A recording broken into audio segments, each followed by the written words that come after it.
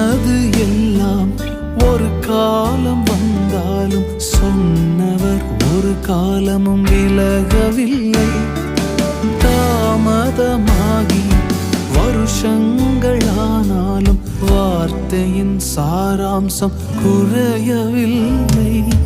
கானானை சேர்ந்ததும் தெரிந்து கொண்டே சுமந்தவர் மேலான கானான் என்று ஒருவனாயிருக்கையில் அழைத்தவரே, ஆயிரமாக்கி மகிழ்பவரே, சொன்னதை பிசகாமல் செய்பவரே, யாவே வைராக்கியம் உடையவரே, ஒருவனாயிருக்கையில் அழைத்தவரே,